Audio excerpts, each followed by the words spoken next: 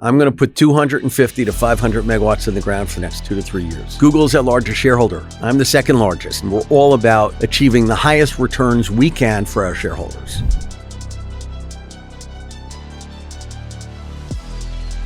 Welcome to The Upside with Lou Basenese. Listen, no one can argue that AI is going to be the biggest growth trend of the last decade, if not of all time. We could argue if it's a bubble or not, but I'd rather focus on something more interesting.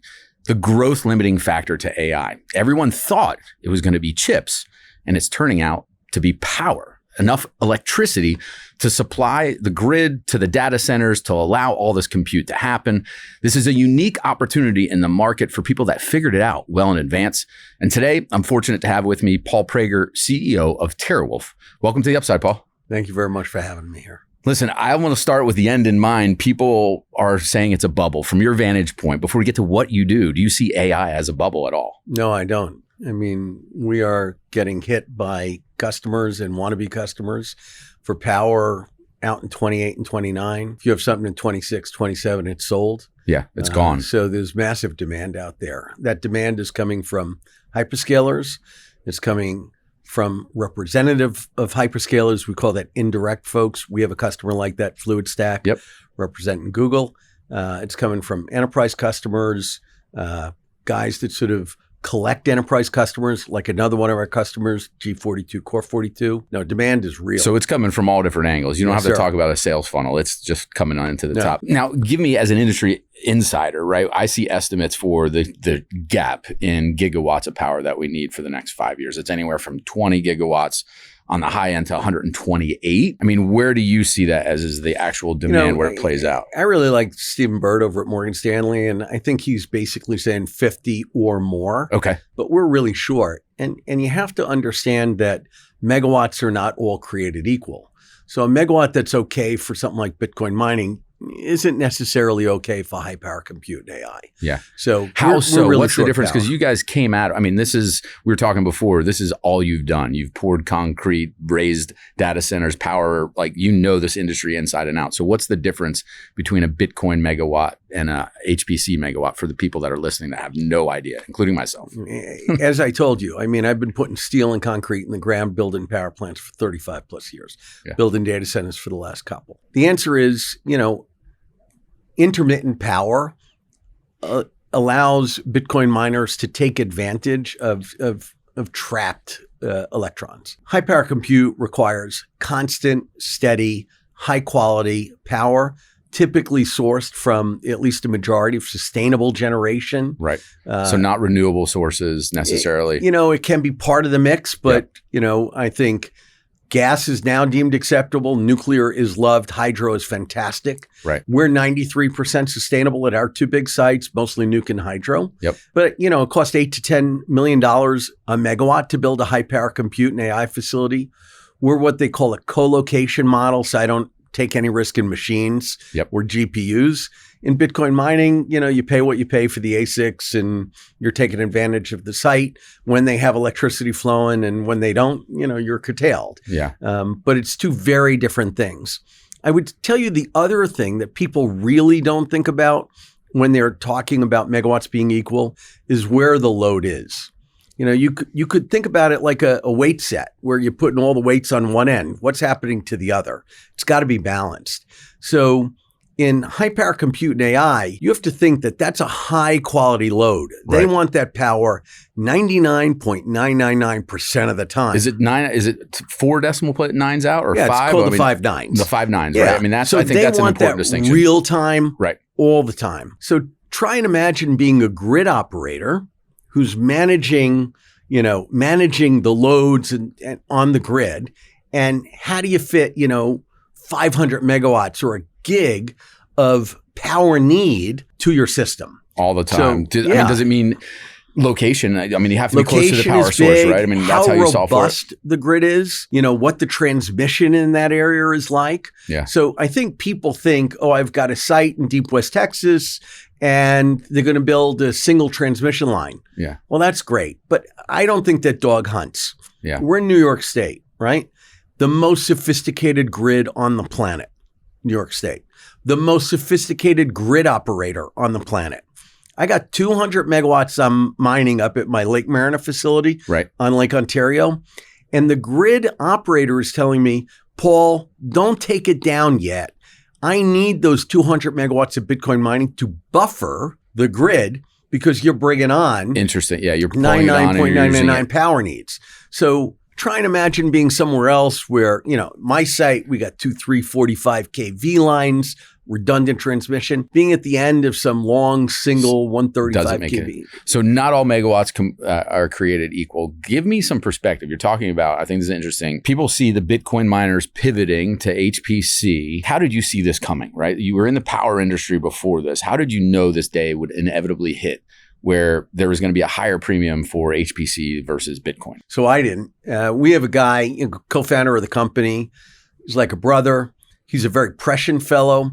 We're really energy infrastructure guys, Lou. That's, I built power plants a long time. Yeah. And as the energy industry shifted from long-term power purchase agreements with long-term off-takers who were all great credits to something more in the spot market, there was a lot of volatility. And the question is, what do you do with your megawatts? How do you get value? Nazar Khan, our co-founder, he sort of thought Bitcoin mining was a way to bridge the gap between those long-term contracts and what was next. So it was never the long-term business model. It was a kind of incremental, fill the gaps, generate revenue. Yeah. And to be honest with you, Bitcoin mining is, it's a tough business for a miner. You're really getting the return based on what's the network difficulty. Right. And whatever, Bitmain wants to sell their next generation machine for. What I loved in the power space was that it was long-term contracts with long-term high quality credit off-takers. Yeah. You could finance that at like 70, 75%.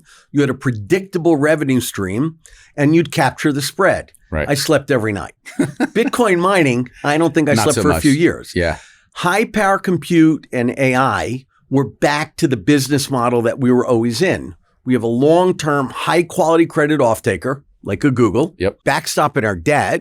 In fact, own 14% of the company. Right. We have a long-term operations agreement. We're financing it to the tune of 75%. We're getting mid to upper teen returns out the gate. Yeah. Moving to high 20 returns. So I want to talk about those economics later because it's interesting. I want to, before we jump there though, I want to talk about, it's hard to differentiate as a Bitcoin miner, right? I mean, you talk about the volatility and how are you differentiating yourself?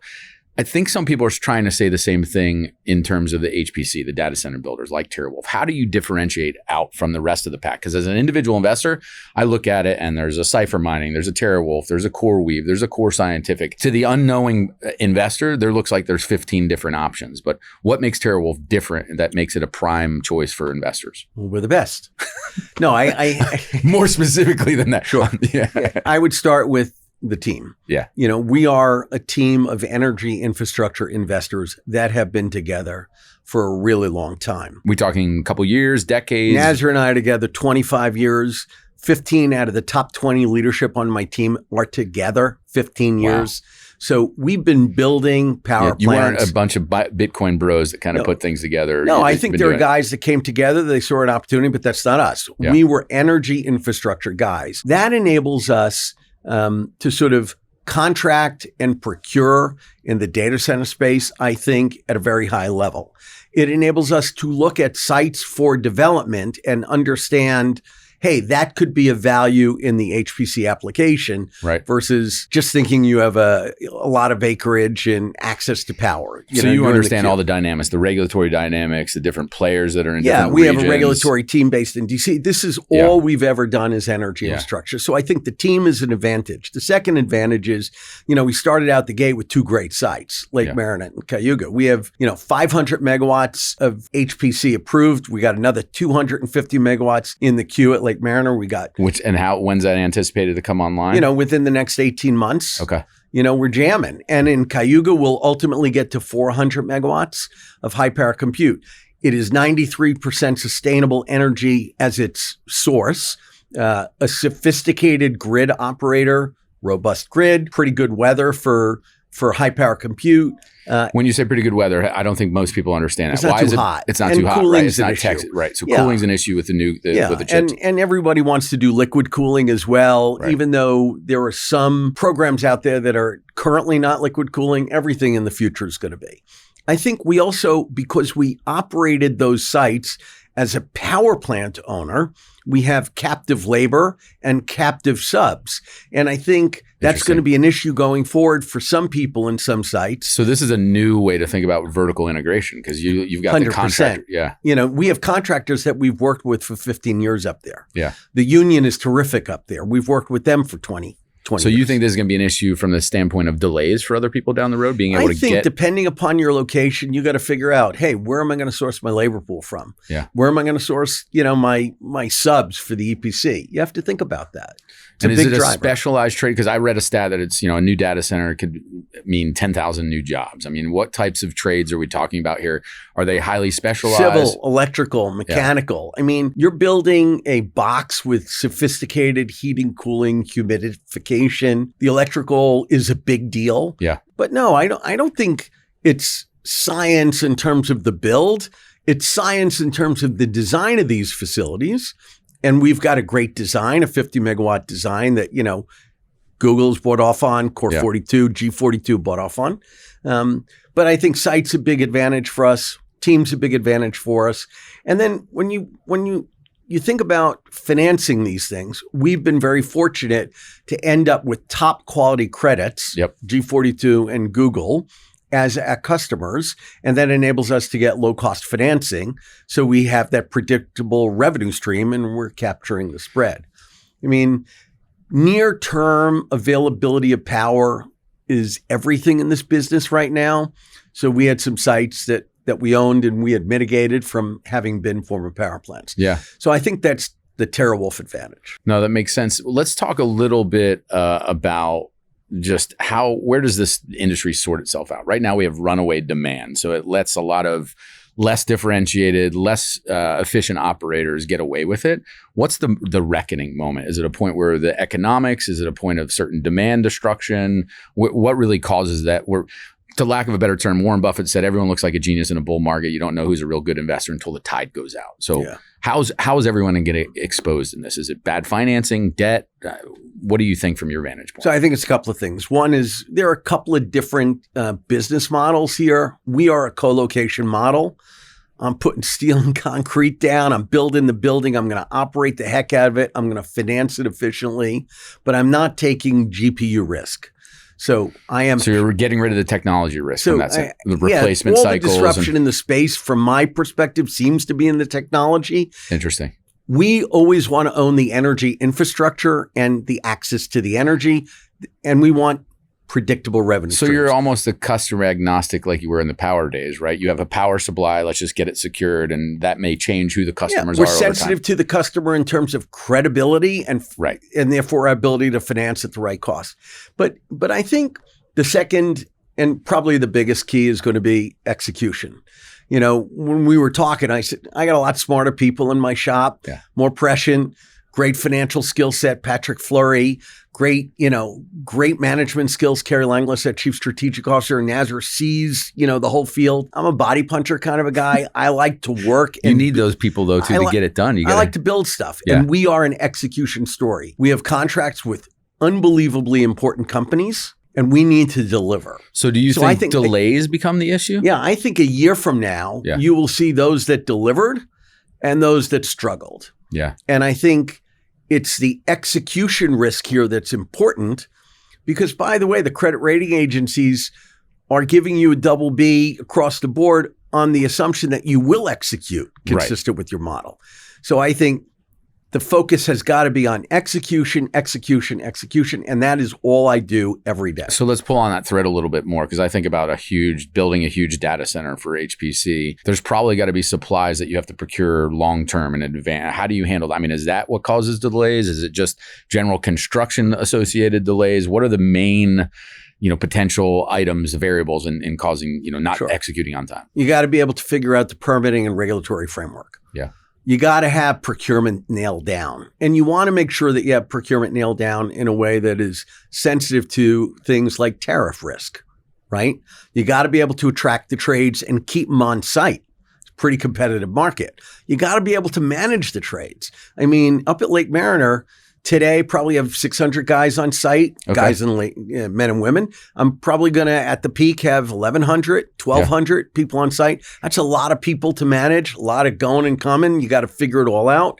It's a logistics sensitivity. It's a real management opportunity. Yeah. And so I think the people that can figure that out are going to be the ones to do it right. Everybody's going to have bumps in the road. Yeah. I can't fly steel today because it's 25 knot winds in upstate New York coming in off Lake Ontario. Definitely not safe. I can't fly steel, not safe. So what am I going to do? I got to wait until, we'll keep shifts available. Wind goes down, then we're back on it. You have to look at the bumps in the road and anticipate them and have contingencies, mitigation strategies. So, and we know with all construction projects, right? Overruns, unexpected delays, cost more money. Let's talk about the economic model here. We touched on it a little bit before. I mean, is this the day, is there too much competition where it's driving down the price per megawatt that doesn't leave enough margin? How do you maintain margin in an extremely competitive market so that you can ensure that your shareholders still get that return you talked about? I think it is a competitive market, but I don't see margins declining. I don't know if that's true for the guys who are assuming GPU risk. Okay. So if you have the spot, if you can demonstrate an ability to execute, then I think you're going to win. And I think there are a lot of customers that are ready to step in case your existing client doesn't want to be in that location or isn't ready for you at the time. Great relationship with Core 42, G42. We were building another building. They weren't done on their business strategy and hadn't filled up the first site. Google Fluidstack stepped in. Right now, Core 42, G42, they want more capacity. So we'll figure it out. We'll find capacity and build it for them. Yeah. I think that. Is there a steady state rate, though, that you think the industry really works well? I come from the oil and gas industry right now. I work for a company in the oil and gas.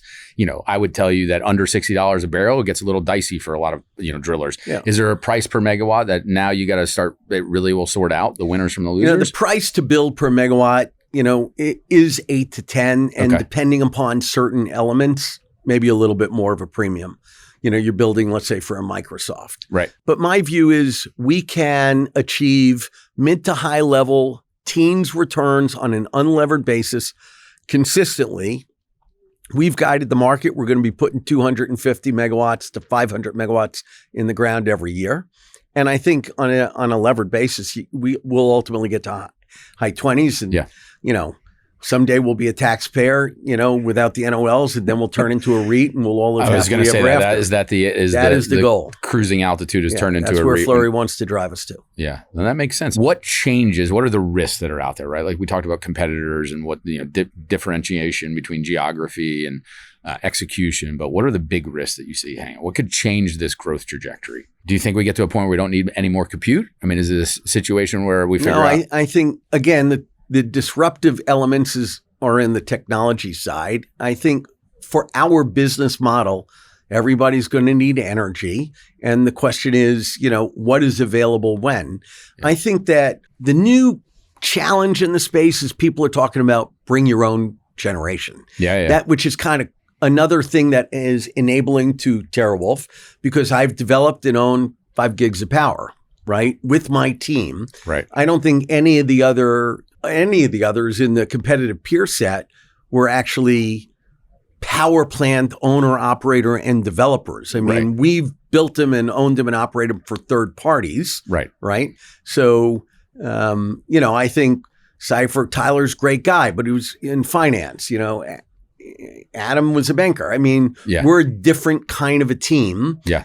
So I think that as people appreciate, okay, what are we going to do? We need generation. And in fact, with President Trump, he said, if you are bringing generation with your data center, you will have priority in the interconnection process. Okay. Right? Yeah. Which is very important. That's huge. Yeah. So I think the answer is we will be enabled, and we will find spots that we are confident we can not only build great data center on, but ultimately build generation if that is what is required. Let me go flip side, because you talked about what's the risk that's out there. And you just brought up something, the president saying, hey, if you have this quality of your project, you're going to get fast-tracked, accelerated. It's kind of like we see with the FDA and drugs. What are some other things that could accelerate the build-out for you guys to go faster, quicker? Is it purely regulatory, permitting-wise? Is it power procurement and the interconnects? I mean, what's the... So we have a great relationship with Google Fluid Stack, and they had done a deal down in Texas, Abernathy, and they had picked an EPC provider. They had the site, the substation was being built, and they contracted it all. Next thing you know, I'm getting a phone call from two of the parties in the deal that said, we'd like you to come in and take 51% of the interest.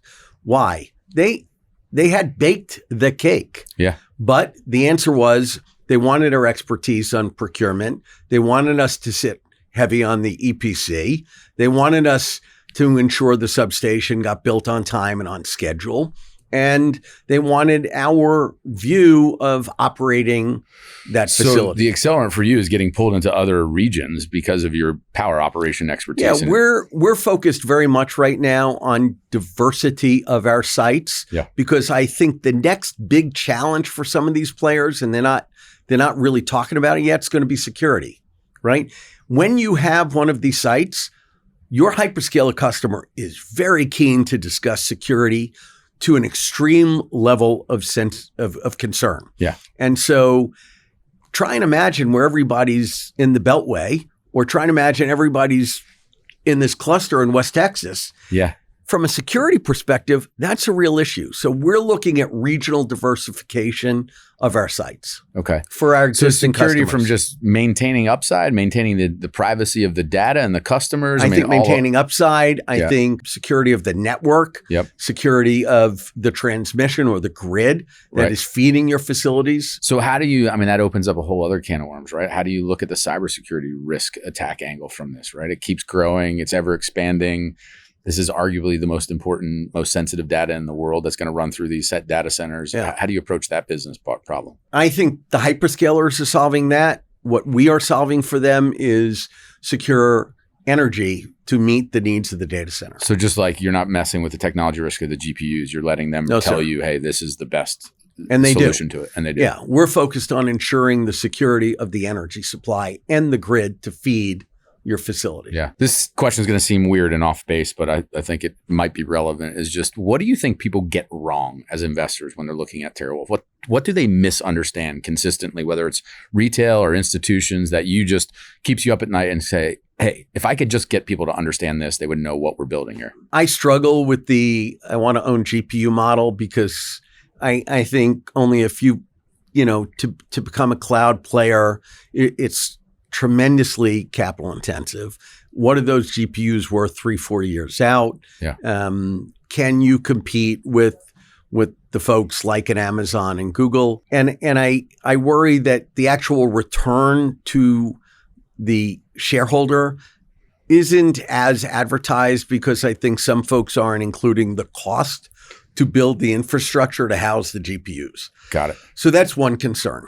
So if people more fully understand that, they would recognize that TeraWulf's the right solution by not taking that GPU risk. I think so. I think the second thing would be that you really have to examine the nodes. You have to examine site by site. If you have a site in deep West Texas and you're telling everybody you got to put a 2 gig data center out there, really? Can you imagine the requirement for 2 gigs of 99.999% power? In the middle of nowhere. And where's the transmission redundancy? Right. How are you going to deal with that? Oh, we'll just put in backup diesel generators. I don't think so. Do you think small modular nuclear is going to be, what's the over under on the time frame for that being reasonable? 10 years. Yeah. That's interesting, because I had insiders tell me like 2032. Listen, I think the way to build more generation in the States, I personally think, is going to be big gas-fired facilities. Okay. The idea of starting up these nukes, that have been, mothballed and hoping to have them online in 29, I think that's unlikely, and I think it's fraught with risk. Yeah. I love new generation in gas. I think That's something, we're more than capable of doing at TeraWulf. And I love finding places where the grid has surplus power, like what we did in Lake Mariner in Cayuga, right? We got 5 gigs of generation and 2 gigs of demand. So we're in the right spot. I think that's the way to play the game. But I think the investor needs to look at each site that the company is telling the world is their next opportunity set. Because again, I think these sites are fraught with, can the grid manage that load once you build it? Yeah. What's the regulator's position? In Ohio, I have a buddy that had a site. He was in queue for 26 power. And he got a letter from, AEP telling him, you're still in the queue. It's not going to be 26. Could be 30. Oh my goodness. And in the meantime, to hold your queue position, we need you to write a check for millions of dollars per megawatt. I mean, that's pretty tough. And that's going to become more normal because now they're setting the precedent. So, I'm sitting here listening to you talk as an investor going, this isn't just a straightforward real estate investment, right? It's not a pure technology one, data centers. It's construction, it's regulatory, it's technological. To your point, do your diligence, right? You need to know every individual site, where the connections are, when the power is coming online. It's a lot more complicated than people think. I think you got to know the sites. You got to understand the energy mix. You have to understand the transmission of the grid. And most of all, it's an execution story. You have to believe that guy knows how to build a facility and knows how to build a facility when he's had bumps in the road. Yeah. How do you mitigate those concerns when they come up? Because they're all going to come up. Yeah. I have a good buddy that says results matter. So you're basically saying the same thing. The results, it's going to show up. This will sift out the pretenders from the actual I think a year and 18 operators. Months, you'll see the guys that did it right. So you think it's 12 to 18 months from now. All right. So I always like to end with this is, let's assume go 12 to 18 months down the road. You guys execute on plan. The rest of the industry sifts out. What's the upside here for investors? You're a $15 stock, $7 billion market cap. What do you think the upside here is? This is all I do every day. This is all I want to do. I want to wash, rinse, and repeat. I want to go to the next site, land a long-term, high-quality credit customer, finance it efficiently, do you think you go 10x from here? Go to a $70 billion market cap? I'm going to put 250 to 500 megawatts in the ground for the next 2 to 3 years. For the next 2 to 3 years, yes, uninterrupted. Sir. Yes.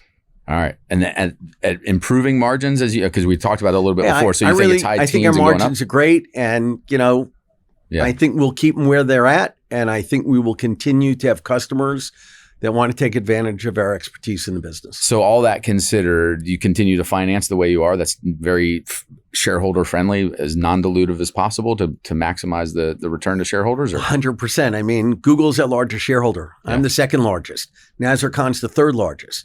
Yeah. The management team owns 30% of the shares in our company. We're not about dilution for the sake of dilution. We're all about achieving the highest returns we can for our shareholders. All right.